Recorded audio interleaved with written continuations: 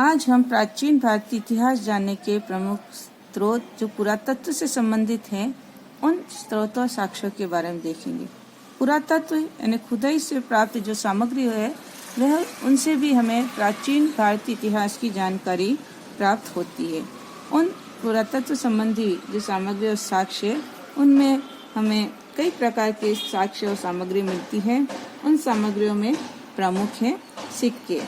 जैसा कि हम देखते हैं कि प्राचीन काल के अंदर भारत में विभिन्न जो है शासकों के काल में सिक्के, जो उनके काल के में सिक्के प्राप्त होते हैं, ये सोने, चांदी, तांबा, पीतल आदि के बने होते हैं। और ये सिक्के भी हमें तत्कालीन इतिहास के कई पक्षों की जानकारियाँ प्रदान करते हैं जो विश्वसनीय भी होती है। सर्वप्रथम इन सिक्कों से हमें उस समय की आर्थिक अवस्था का आभास होता है। इस प्रकार सोने और चांदी के सिक्के जो हैं, जो गुप्त काल में प्रचलित थे, वे गुप्त काल की समृद्धि, आर्थिक संपन्नता के प्रतीक होते हैं। यदि सिक्कों में शुद्धता है तो वो उस समय के काल की जो है राजनीतिक दृष्टि से शांति और समृद्धि का काल जो है दर्शाता है। यदि सिक्के घिसे हुए और मिलावट उनमें होती है तो इससे यह आभास होता है कि उस समय राज्य के अंदर अशांति और गृह कलह की स्थिति रही होगी, आंतरिक संघर्ष की स्थिति रही होगी। और इस प्रकार ये सिक्के हमें उस समय की आर्थिक स्थिति के बारे में भी जो है जानकारी देते हैं। साथ में इन सिक्कों के ऊपर विभिन्न प्रकार के देवी देवताओं के चित्र और उनके नाम वगैरह अंकित होते हैं, जिनसे हमें उस शासक के धार्मिक नीतियों का जो है पता चलता है। साथ में इनमें कुछ शासकों की उपाधियां भी होती है और उन उपाधियों के साथ में जो चित्र बने होते हैं वे उनके शासन काल में घटित विभिन्न महत्वपूर्ण घटनाओं, उनके धार्मिक विश्वासों की भी जानकारी प्रदान करते हैं। जैसे कि समुद्रगुप्त के सिक्के के ऊपर जो है अश्वमेध पराक्रम लिखा हुआ है, जिसमें अश्व एक और यज्ञ स्तंभ का बना हुआ है। उसके एक सिक्के में उसे वीणा बजाते हुए अंकित किया गया है, एक सिक्के में उसे जो है व्याघ्र के साथ दर्शाया गया है, जिससे हमें जानकारी मिलती है कि समुद्रगुप्त के काल में अश्वमेध यज्ञ किया गया था।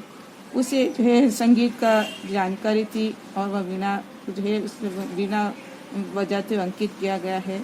साथ में हमें उन कई शासकों के जो सिक्के हैं उन पर जो देवी देवताओं की मूर्तियां अंकित थे, उनसे उनके धार्मिक विश्वास की जानकारी मिलती है। जैसे कनिष्क के सिक्कों के ऊपर बौद्ध, ईरानी और यूनानी देवताओं के जो मूर्ति अंकित है, जिससे उसकी धार्मिक सहिष्णुता की जानकारी प्राप्त होती है। साथ में इन सिक्कों के अंदर कई बार वंशानुक्रम और तिथि क्रम भी जो अंकित होता है, जो उनके शासकों के तिथि क्रम, शासनकाल के तिथि क्रम को जो है जोड़ने में सहायक होते हैं। ये सिक्के जो है हमें किसी साम्राज्य की सीमा निर्धारण में भी सहायता प्रदान करते हैं। अर्थात जहाँ जहाँ ये सिक्के हमें प्राप्त होते हैं वहाँ उनका राजनीतिक प्रभाव और व्यापार वाणिज्य आदि के जो व्यापारिक संबंध थे उनकी भी जो है हमें जानकारी प्राप्त होती है। साथ में सिक्कों से तत्कालीन कला की भी हमें जानकारी प्राप्त होती है। इस प्रकार जो है प्राचीन भारत में जो विभिन्न प्रकार के सिक्के में प्राप्त होते हैं, वे इतिहास की कई महत्वपूर्ण जानकारियाँ प्रदान करते हैं। दूसरा साधन जो है अभिलेख या उत्कीर्णलेख। अभिलेख जो है ये हमें विभिन्न प्राचीन काल के विभिन्न शासकों के द्वारा, सामंतों और समृद्ध लोगों के द्वारा जो अपनी विजयों, कीर्ति, दान, विभिन्न समारोहों की स्मृति में वह अभिलेख उत्कीर्ण करवाते थे। इन अभिलेखों से भी हमें समकालीन भारत की राजनीतिक, सामाजिक, आर्थिक, धार्मिक और कई महत्वपूर्ण सांस्कृतिक जानकारियाँ प्राप्त होती है। ये अभिलेख विभिन्न प्रकार के होते हैं, जिनमें स्तंभों, शिलाओं, गुफाओं, मूर्तियों, बर्त पात्रों और ताम्रपत्रों के ऊपर भी अंकित प्राप्त होते हैं। इन अभिलेखों में प्राचीन काल के जो अभिलेख हैं उनमें कलिंग नरेश खारवेल का हाथी गुम्फा अभिलेख, समुद्रगुप्त की प्रयाग प्रशस्ति, रुद्रदामन का जूनागढ़ अभिलेख महत्वपूर्ण स्थान रखते हैं। इन अभिलेखों के द्वारा हमें तत्कालीन समाज के बारे में भी जानकारी मिलती है, जैसे कि शासक, उसके वंश का संक्षिप्त इतिहास।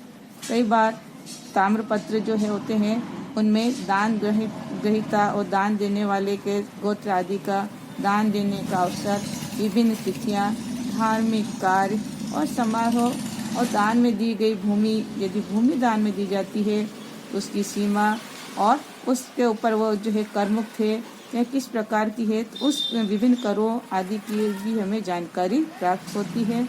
इस प्रकार इन अभिलेखों के द्वारा हमें प्राचीन भारतीय इतिहास की कई महत्वपूर्ण जानकारियां प्राप्त होती हैं। कलाकृतियां भारतीय इतिहास की जानकारी प्रदान करने में पुरातत्व में जो सामग्री है, साक्ष्य, उनमें कलाकृतियां भी महत्वपूर्ण स्थान रखती है। इनमें भित्ति चित्र, स्तंभ, मूर्तियां, मंदिरों के अवशेष, खिलौने, आभूषण, मुहरे आदि जो विभिन्न स्थानों से हमें खुदाई में प्राप्त होते हैं, उनसे भी हमें तत्कालीन समाज, अर्थव्यवस्था, विभिन्न कलाओं और सामाजिक रीति रिवाजों आदि आभूषणों के बारे में, उनके रहन सहन, लोगों के सांस्कृतिक जीवन के बारे में भी जानकारी मिलती है। स्मारक और भग्नावशेष जो है, जो हमें भारतीय इतिहास की जानकारी प्राप्त करने में महत्वपूर्ण स्थान रखते हैं। इनमें भी मंदिर, स्तूप, गुफाएं, मूर्तियां, स्तंभ, तोरण, चित्र आदि जो हमें विगत दिनों के बारे में जानकारी प्रदान करते हैं। इनमें हड़प्पा, मोहनजोदड़ो, तक्षशिला, पाटलिपुत्र आदि में भी विभिन्न जो हमें अवशेष, भग्नावशेष प्राप्त होते हैं, वह उस युग की इतिहास के बारे में जानकारी प्रदान करने के महत्वपूर्ण स्रोत हैं। धन्यवाद।